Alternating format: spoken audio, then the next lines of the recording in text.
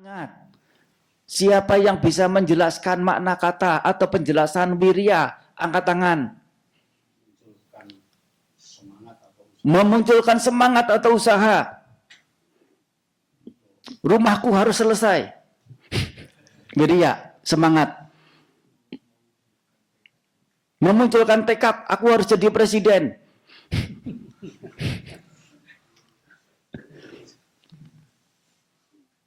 Belakang-belakang silakan, enggak apa-apa.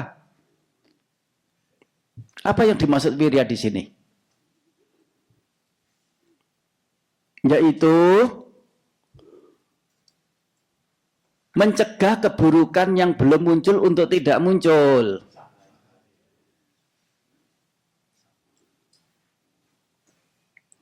Memangkas keburukan yang telah muncul. Memunculkan kebaikan yang belum muncul. Dan mempertahankan, mengembangkan, memperbanyak, memampatkan hal-hal baik yang telah muncul. Ini namanya wirya. Atau wayama. Atau padhana. Atau atapa. Banyak. Jadi ada 4 ya, kata-kata ini ya, yang sepadan ya.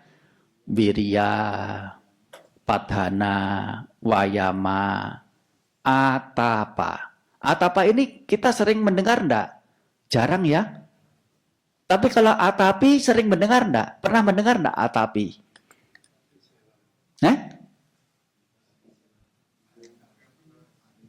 Ya tapi itu bukan atapi. Atapi sampajano satima wineya loke abijjhatu manasang wedana suwedana nupassi viharati. Atapi sampajano satima. Di mana itu? Di sutta apa itu? Di Mahasatipatthana Sutta atau di Satipatthana Sutta. Nah, atapi semangat, sampajano kebijaksanaan, satima, sati, pengingatan. 3 ini. Jadi wirya itu apa? Penjelasannya 4 itu tadi ya. Nah,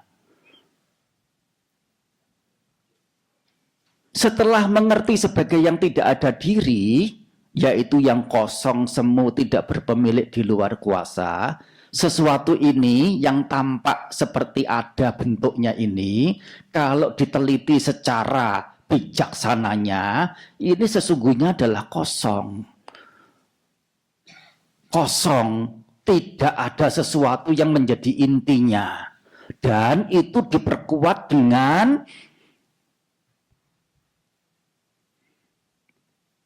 pengetahuan modern sekarang ini dalam bidang fisika kuantum. Wow. Fisika kuantum. Ternyata subpartikel atom yang namanya elektron, proton, dan neutron itu setelah ditumbuhkan perang begitu, terdapat yang dikenali saja, yang dikenali oleh ilmuwan, ada 17 subpartikel. Padahal itu baru elektron atau protonnya saja. Proton itu bagian dari atom.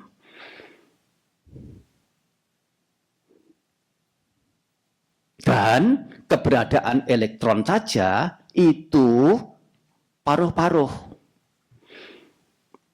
Bisa satu dimensi itu berupa materi, dalam dimensi yang lain hanya berupa gelombang saja. Sehingga baik itu proton, neutron maupun elektron itu tidak bisa secara terpatok dikatakan sebagai materi, oleh karena materi itu adalah ilusi. Mengapa? Karena gelombang elektron ini menjadi ada muatan, ada masanya, ada beratnya. Itu karena berbenturan dengan salah satu subpartikel ya, yang disebut dengan goddamn particle. Goddamn itu bahasa Indonesianya apa ya? Goddamn. Kalau orang bule itu goddamn. Nah, ini apa namanya kalau kita mempelajari teori kuantum, bahwa sesungguhnya materi itu hanya ilusi belaka. Karena dihalangi oleh namanya partikel goddamn ini atau partikel Higgs. Nah, dihalangi lajunya sehingga seolah-olah ada masanya. Begitu ada massa sehingga ada muatan. Itu yang kemudian membentuk atau dipahami sebagai yang materi. Sesungguhnya tidak ada materi, itu kosong. Itu ditandaskan, dijelaskan bahkan oleh fisikawan internasional, ya luar biasa. Sang Buddha 2600 lebih tahun yang lalu. Dan tidak menutup kemungkinan Albert Einstein itu mendapatkan inspirasi dari Sang Buddha. Soalnya beliau juga belajar agama Buddha. Sehingga sampai muncul pernyataan dari beliau bahwa jika ada suatu agama di zaman modern ke depan nanti yang bisa eksis, masih eksis dan bersinergi dengan ilmu pengetahuan, agama itu adalah agama Buddha. Sedemikian rupa. Tidak menutup kemungkinan ilmuwan itu mendapat inspirasi. Meskipun tidak terus terang, aku dapat inspirasi, dapat ajaran dari Buddha. Tidak soal itu. Dan ini hanya praduga. Oleh karena apa? Soalnya ada pernyataan yang sungguh-sungguh dari Einstein. Sir Albert Einstein. Oh ini kalau cerita panjang ini sampai jam 11.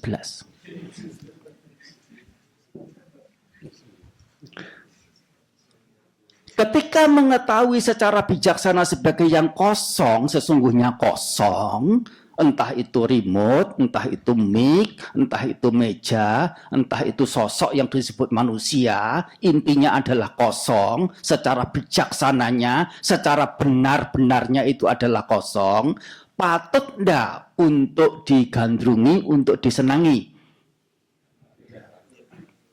Menggandrungi sesuatu yang kosong itu termasuk pikiran yang masih lurus enggak? Atau miring? Hanya orang yang kurang waras.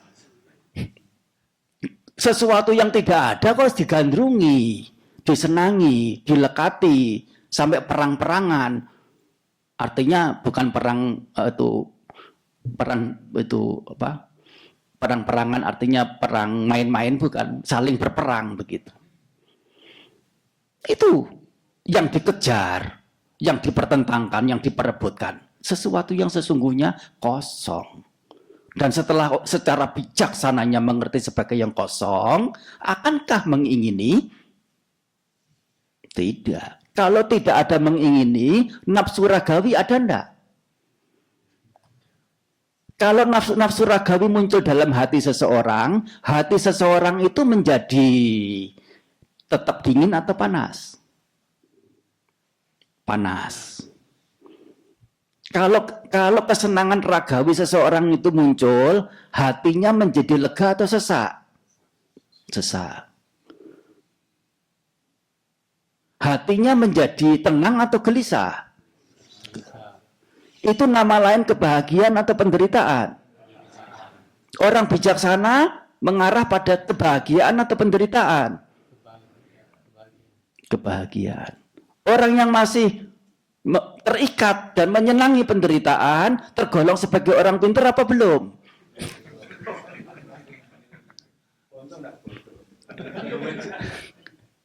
Nggak tega saya. Terus terang nggak tega saya mengatakan kata itu.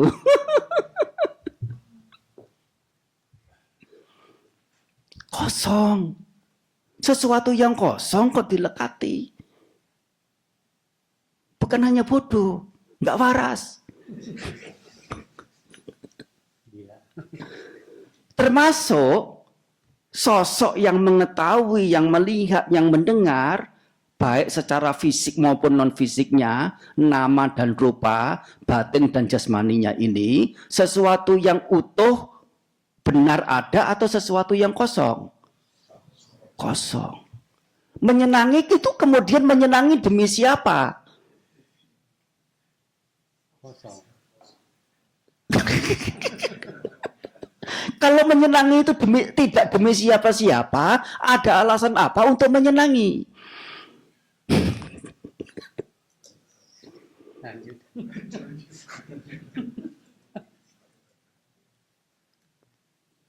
Ini loh. Sehingga nafsu ragawi itu bisa rontok.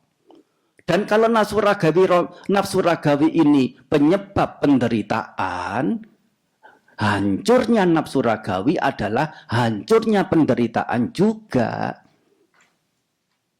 Jika nafsu ragawi tidak muncul, kekecewaan memungkinkan muncul tidak? Tidak. Kenapa?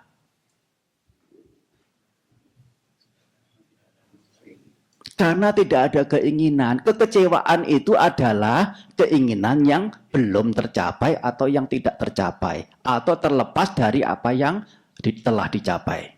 Namanya kekecewaan, nama lain dari dosa. Iritasi. Seseorang yang berada dalam iritasi batinnya, hatinya itu bagaimana? Dingin atau panas? Lega atau sesak? Kendor apa tegang? Tenang atau gelisah? Tetapi tidak sedikit yang menyenangi. Menggoreng dalam pikiran dia, nanti akan aku etet-etet. Sampai di sana nanti aku akan cencang dia. Ya, itu dengan amarah, dengan dendam, dengan ingin membalas. Ya. Dan itu menikmati sekali. Sudah cukup. Itu penderitaan, itu panas, itu menghimpit, itu sesak, itu mendatangkan kegelisahan dalam diri. Nanti dulu. Aku masih asik. Masih asik dengan kebencian, iritasi yang muncul dalam dirinya tanpa sadar, tanpa paham, tanpa secara dewasa bijaksananya menyadari itu adalah sesungguhnya penderitaan. Demikian sesungguhnya. Anda bala. Anda itu buta, bala itu si dungu. Anda bala putu jana. Ini. Nah ini apa namanya sudah mulai panas ini, jadi ritmenya menjadi cepat.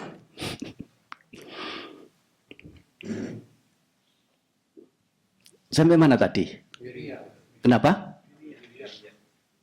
Ya baik, sampai pada wirya.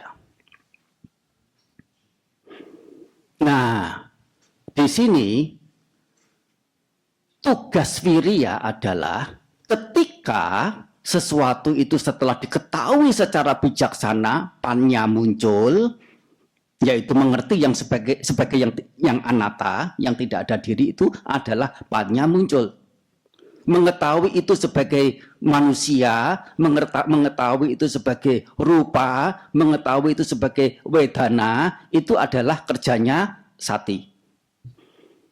Kemudian setelah diterapkan yang namanya anatta, kebijaksanaan, atau dhammawicaya, atau sampajana ini, tugas wirya adalah kemudian sudah setimpalkah saya menggandrunginya? Sikap hati saya bagaimana? Masih mau menggandrungi atau tidak menggandrungi? Begitu memutuskan aku tidak semestinya menggandrungi, nafsu ragawi gugur, hal buruk yang telah muncul gugur, itu masuk dalam kategori wirya. Wirya adalah eksekutornya dalam pelatihan. Ketiganya ini bersinergi. Sati, panya, wirya. Atapi, sampajano, satima.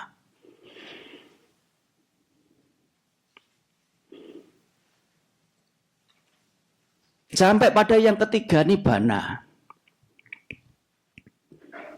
Aku telah mencapai nibbana. Nah, memungkinkan tidak seseorang punya pemahaman bahwa aku telah mencapai nibbana? Nggak mungkin. Siapa yang mengatakan tidak mungkin, angkat tangan.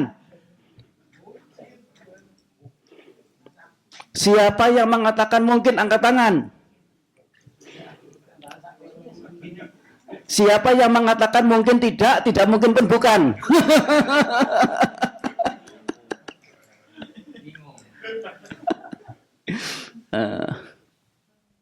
Mungkin. Yaitu siapa? Sotapana, Sekadagami, dan Anagami. Mereka telah menembus nibbana. Tetapi masih ada sisa yang belum diselesaikan. Masih ada mana, masih ada pengukuran. Oh, ini aku yang mendiami keberadaan kebahagiaan karena telah terbebas dari kesenangan indrawi dan telah menembus 4 kebenaran Arya. Ini si aku ini masih ada. Seorang anagami mengerti aku telah menembus nibbana. Nah, bagi seorang anagami ini masih perlu pelatihan enggak? Disebut dengan, yang masih perlu pelatihan disebut dengan sekha, yang masih perlu berlatih. Yaitu apa? Begitu mengerti ini adalah nibbana, dia patut untuk menganggap nibbana sebagai yang bukan nibbana. Oleh karena apa? Adalah kosong, semu, tidak berpemilik, dan di luar kuasa. Sosok yang mengetahui nibbana juga kosong, semu, tidak berpemilik, dan di luar kuasa. Nibbana ini dalam 4 kebenaran Arya itu tergolong dalam ketiga. 1 tadi sudah ada contohnya. Kedua sudah ada contohnya. Ketiga sudah ada contohnya. Masing-masing setelah digolongkan menjadi salah satu di antara keempat kebenaran Arya ini, tetap masih ada tugas berikutnya adalah mengerti sebagai yang kosong, semu, tidak berpemilik, dan di luar kuasa, dalam arti yang tidak ada diri, yaitu anatta.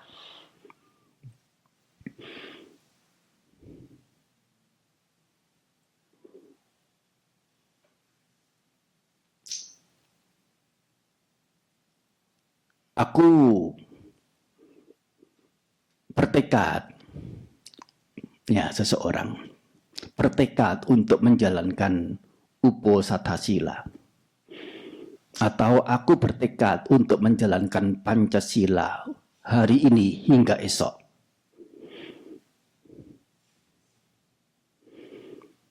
Ini bagian dari mana di antara 4 kebenaran Arya? Pertama, kedua, ketiga, atau keempat? Keempat. Harus bisa mengkategorikan dan harus mampu dan harus mau.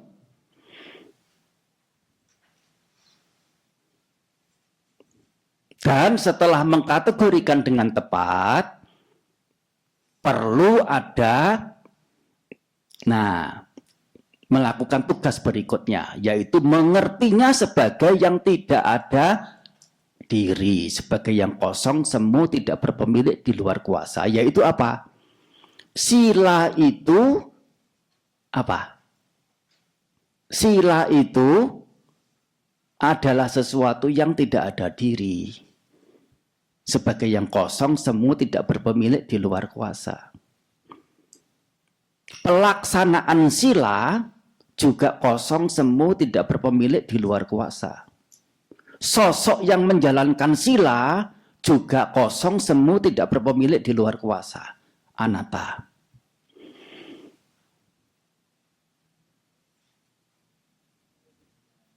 Termasuk 1 hingga 8 yang dipraktikkan mulai dari samadhi sampai sama samadhi, tergolong sebagai 4 kebenaran Arya butir keempat, dan mengertinya masing-masing itu sebagai yang anatta, yang tidak ada diri, yang kosong, semu, tidak berpemilik, dan di luar kuasa.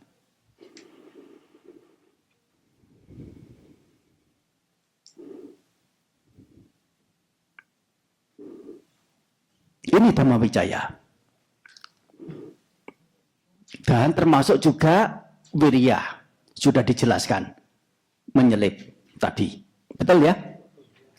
Sati, Dhamma Wicaya, wirya, sudah dijelaskan.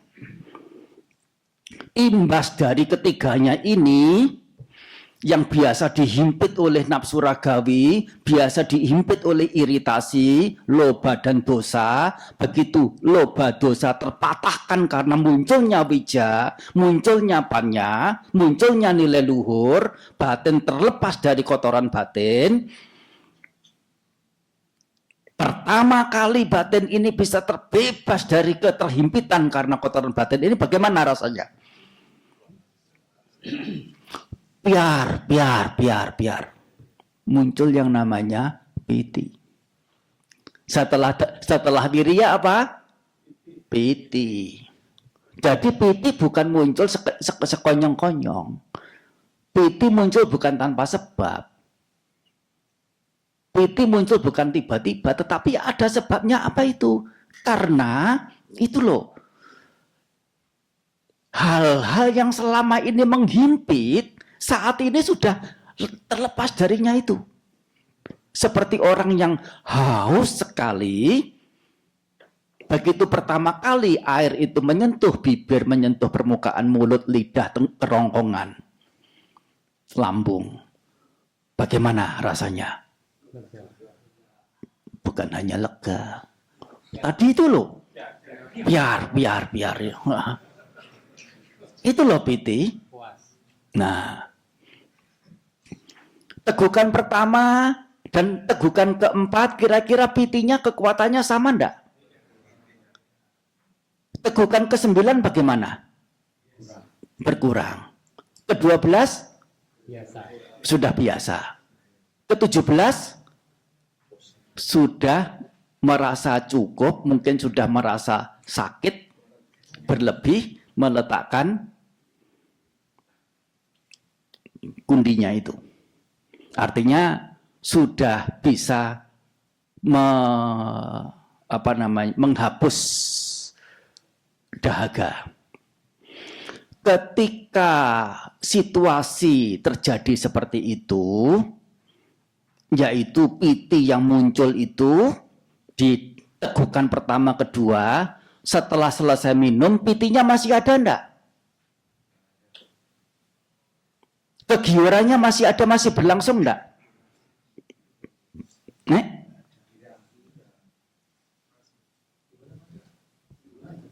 Ketika minum, tegukan pertama, kedua, ketiga, piti piar-piarnya itu muncul. Begitu tegukan ke-8, kegiurannya berkurang, sampai tegukan 12, 14, kira-kira cukup perut ini dengan air. Pitinya masih ada enggak? Ketika tegukan yang ke-14. Kegiurannya masih ada enggak?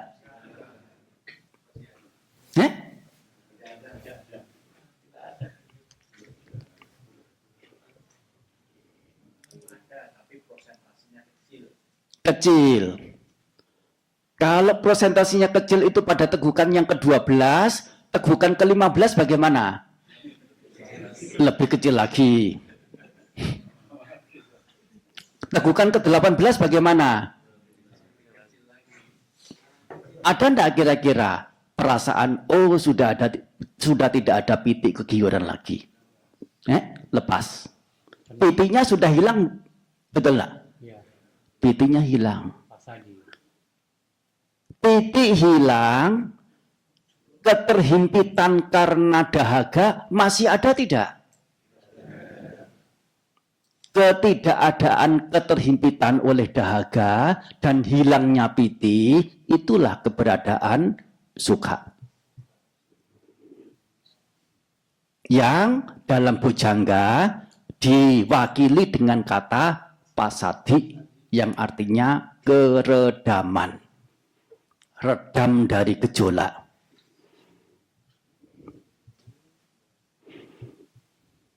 Dan karena ada keredaman dari pengotor-pengotor batin, tidak ada pengotor batin yang memberikan gejolak, muncul yang namanya keteguhan, yaitu teguhnya batin terhadap objek, namanya samadhi. Dan keberadaan samadhi yang sangat tinggi, yang sangat halus, yang sangat murni, terdapat yang namanya tatra majjata. Tatra majjata, keberadaan di tengah-tengah. Tidak bias ke kiri, tidak bias ke kanan. Seimbang. Dengan istilah lain adalah UPK. Mengerti keberadaan UPK, bahwa aku sedang mendapati UPK dalam bujangga, mesti mengerti bahwa UPK ini adalah juga yang kosong, semu, tidak berpemilik, dan di luar kuasa. Tidak mengerti UPK sebagai UPK. Karena tanpa inti. Sosok yang mengetahui sebagai UPK juga kosong, semu, tidak berpemilik, dan di luar kuasa. Juga anatta. Sehingga tidak memunculkan apa? Nandi. Atau kesenangan.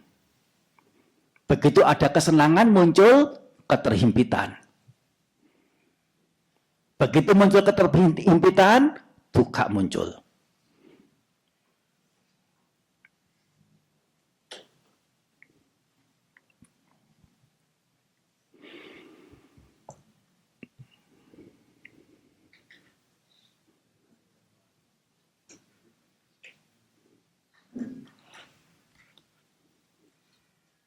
Nah, sedikit lagi, saya bisa ya, 10 menit lagi.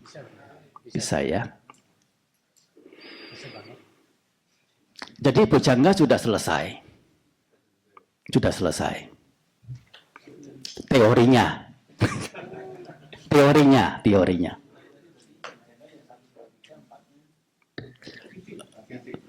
Sati, Dhamma Wicaya, Wiriya, Piti, Pasadi, Samadhi, dan Upekkha. Kalau 4 kebenaran Arya pertama itu adalah dukkha, 4 kebenaran Arya kedua adalah bahasa palingnya apa? Mana ada? 4 kebenaran Arya kedua apa? Dukkha samudaya.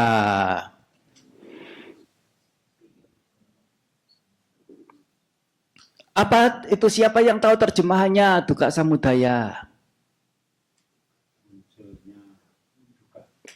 Munculnya dukkha. Ada yang lain? Sebab dukkha. Kata dukkha samudaya terdiri dari 2 kata, dukkha dan samudaya. Dukkha itu penderitaan atau fenomena ya, yang ya terkurung dalam yang namanya tidak mampu bertahan, namanya dukkha ini. Dan kata samudaya. Samudaya itu juga kata yang terdiri dari dua partikel, sang dan udaya. Sang itu artinya menyeluruh. Udaya artinya apa?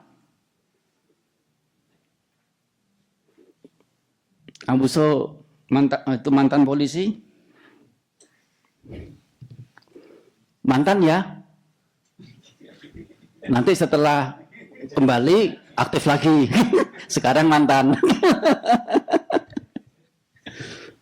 Orang Bali kan?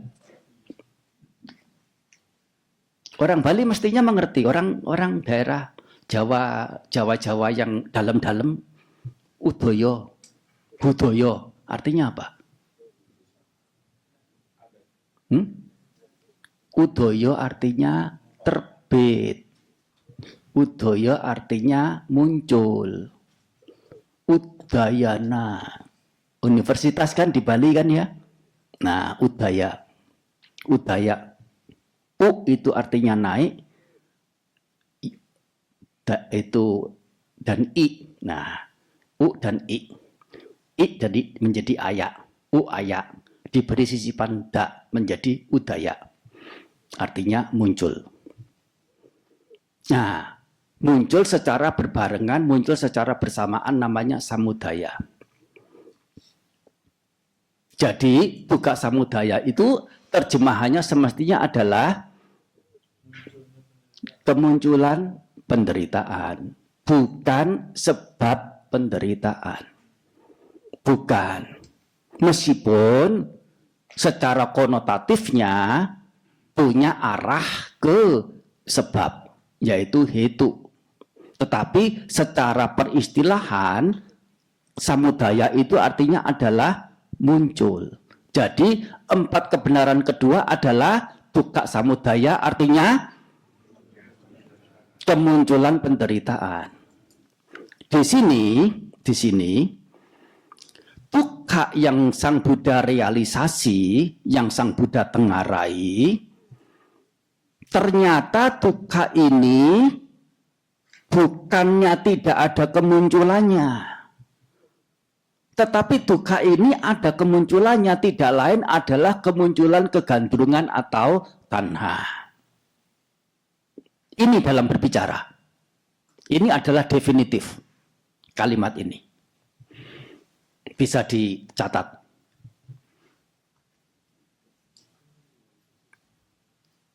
Dukkha yang direalisasi Sang Buddha itu bukannya tidak ada kemunculan. Tetapi setelah direalisasi dukkha ini, ditengarai juga bahwa dukkha ini ada kemunculannya. Tidak lain adalah kemunculan tanha atau kegandrungan.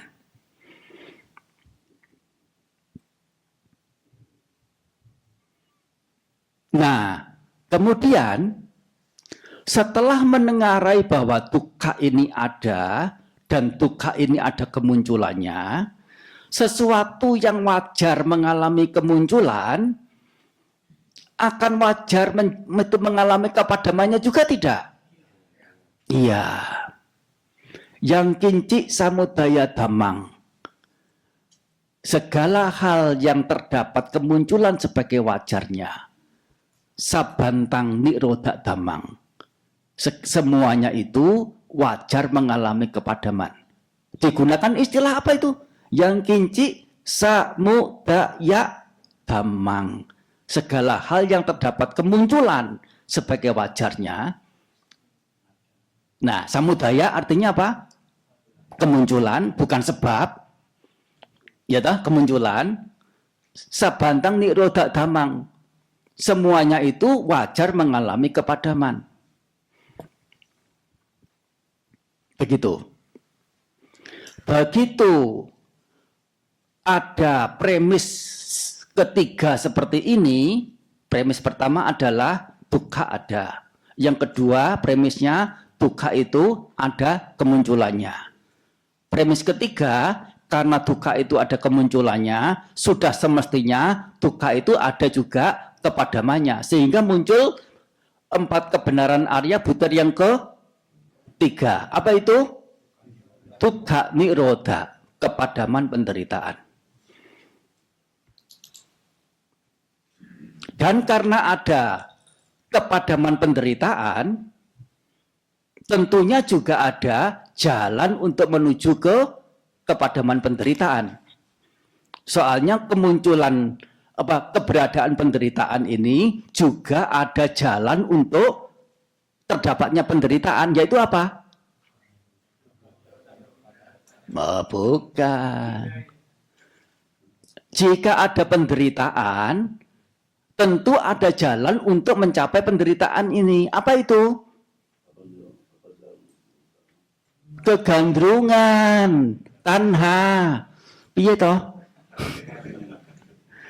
Duka kan nomor satu.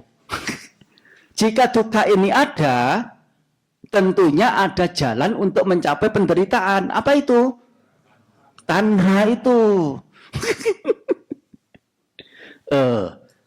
Dan jika kepadaman penderitaan, tentunya ada jalan untuk mencapai kepadaman penderitaan. Apa itu?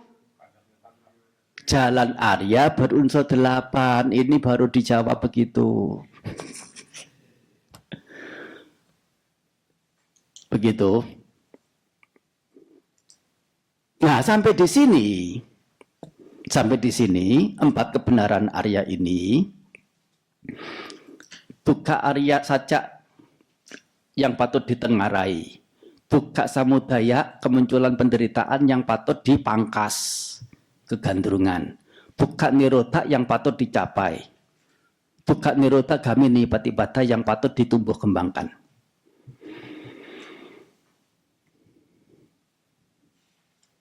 Dan dalam hal ini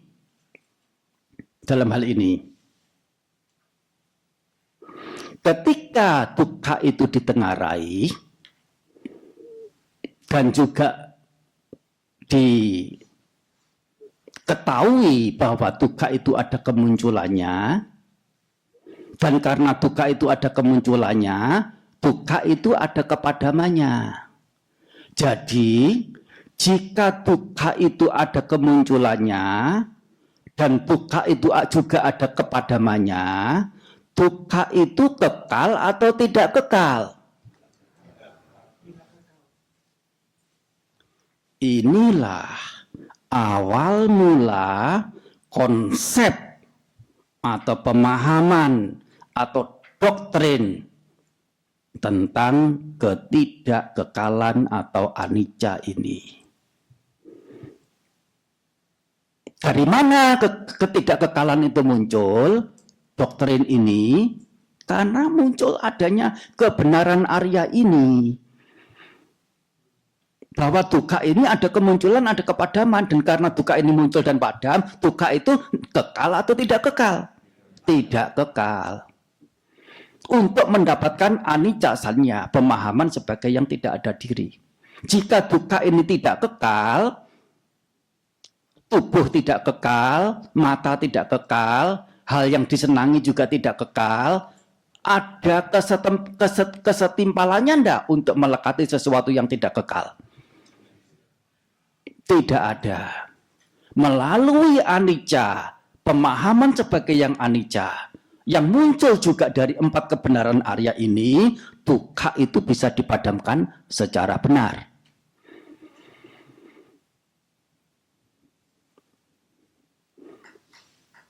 Sudah ngantuk belum? Belum ya? Ya, ngantuk pun saya sedikit paksa untuk meneruskan. Sedikit lagi.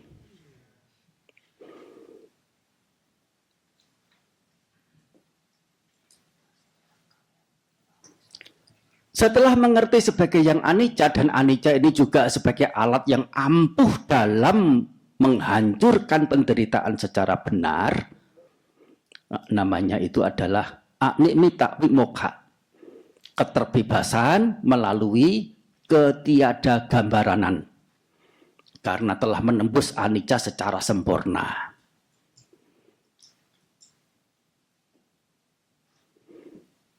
Nah, dari mengerti sebagai yang anicca, dari anicca-sanya ini muncul yang namanya anicce dukkha sanya. dalam sebab sebagai yang tidak kekal, muncul yang namanya kepadaman. Betul apa salah?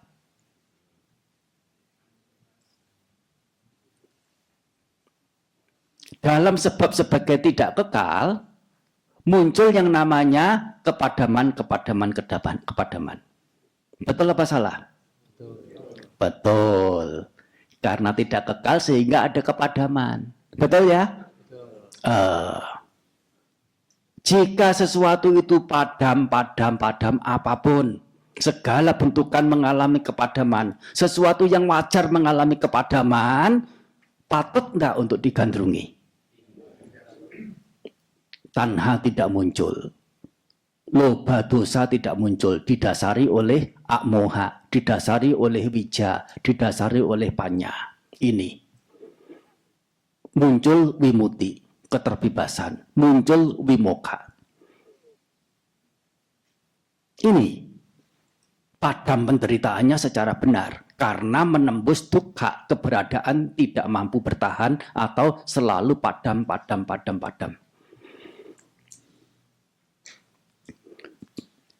Dari mengerti sebagai yang selalu padam ini, muncul kemudian pemahaman dukkhe anattasannya. Dalam sebab sebagai yang padam, muncul pemahaman sebagai yang tidak ada diri, tidak ada inti. Sehingga bagaimana penjelasannya? Jika sesuatu itu setelah muncul padam, dan karena ada faktor tertentu, sehingga ada kemunculan baru lagi, kemunculan baru ini apakah entitas yang sama dengan yang telah padam? Tidak. Jika keberadaannya itu muncul padam, selalu mengalami kepadaman, bisa tidak sesuatu yang tampak oleh indera itu disebut sebagai yang ada inti kekal abadi? Tidak ada. Muncul pemahaman sebagai yang tidak ada diri, tidak ada inti, sebagai yang anatta. Dukkhe anattasannya. Dan karena mengerti sebagai yang tidak ada diri, patutkah kita memunculkan kegandrungan, kesenangan, kelekatan terhadap objek-objek? Tidak.